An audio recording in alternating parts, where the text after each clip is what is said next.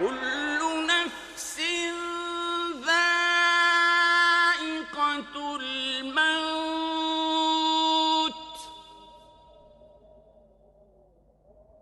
وإنما توفون أجوركم يوم القيامة فمن زحزح عن النار وأدخل الجنة فقد فاز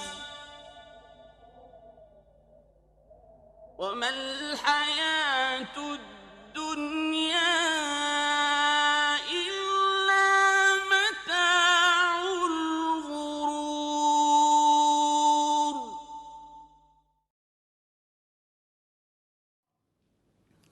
We are all here tonight, وَلِلَّهِ الْحَمْدِ, because we claim that La ilaha illallah Muhammadun Rasulullah. Is that what we believe? We claim that La ilaha illallah Muhammadun Rasulullah is what we believe.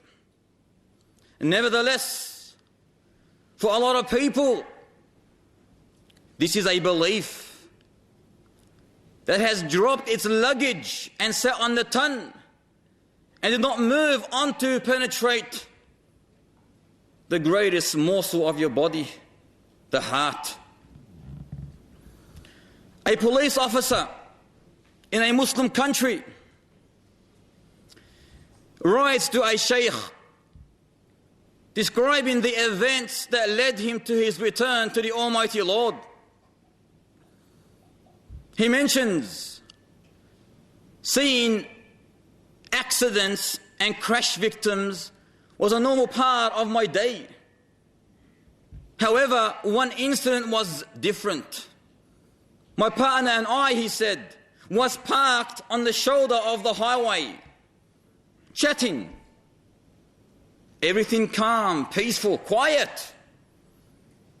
When suddenly the scene shattered to the hideous sound of metal bodies becoming one. We threw our heads behind, he said. A head-on collision. The result of a vehicle slipping into the lane of the oncoming traffic. You could not describe the carnage. 2 young men sprawled in the first car.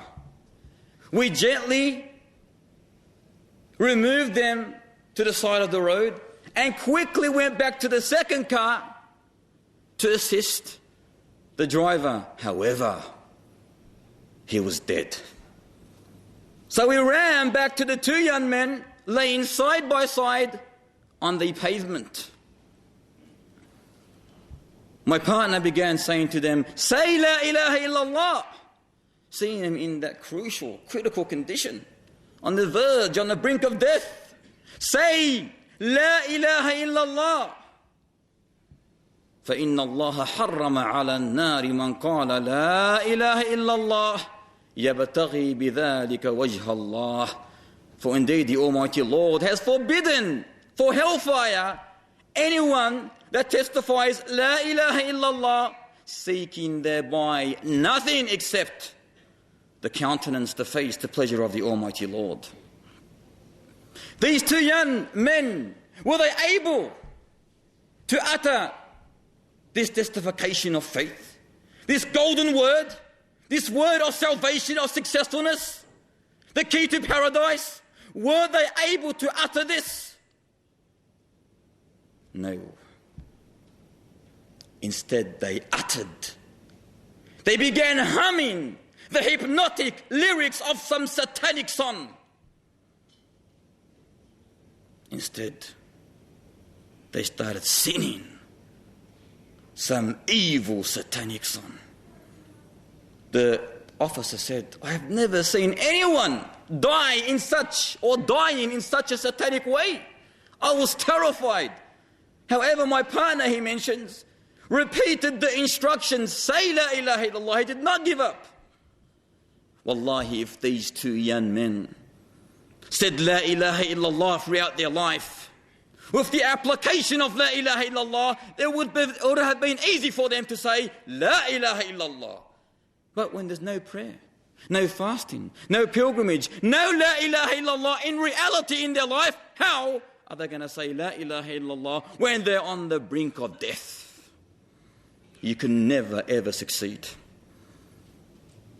So he repeated the instructions, say La ilaha illallah, but to no avail. The hum became a slow silence. The first one dropped, then the second one dropped, both did. The last thing they uttered, the last thing they whispered, the last breath they breathed was the breath of Satan. The police officer and his partner, in a state of silence, could not believe it, carried the corpse to the nearest hospital. No, brothers and sisters, any person, every person who is used to committing sin, thus not repenting from that evil sin, Satan will seize his heart. He will overpower his heart. And the sin will be the only thing that he remembers, even in the last seconds, the last moments of his life. So when his family, his relatives, when his friends come to induce him with the testification of faith, so it can be the last word before he dies, the sin will overpower him and he will say nothing except that which he used to commit of sin in the life of this world. Satan, at the moment of death, this is his final chance to destroy man. He would throw everything at you, O servant, no matter how strong you are. He would try to destroy you, especially the last seconds of your life. He will come like a tank with full ammunition in order to drive you back from La ilaha illallah. And the only way that you can ever fight and defeat this evil, accursed, is by you implementing La ilaha illallah while you are still alive. No other time. You cannot implement it before your death. Now is the time. There was an auctioneer who used to work in the marketplace. A true story. Every time he would go home, as soon as he entered the home, it was a merchant. He would have his dinner, barely speak to anyone, straight in his room, 30, 40, 50. The next day, straight in the morning, no prayer, no nothing, straight to his merchandise, his trade, that's his life.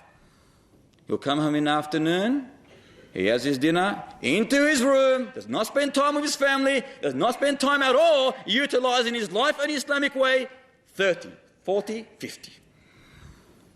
Every single night, 30, 40, 50.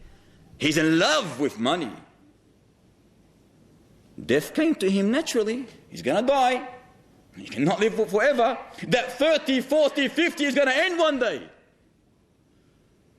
So death came to him. And his sons were righteous. They said, Ya Abi, Ya Waladi, Ya Waladi, say La ilaha illallah. Say La ilaha illallah. What did he say? 30, 40, 50. It's an authentic narration. It happened in Saudi Arabia. Instead of saying La ilaha illallah, he uttered 30, 40, 50. And thus he died on 30, 40, 50. وَلَا حَوْلَ وَلَا قُوَّةَ إِلَّا بِاللَّهِ.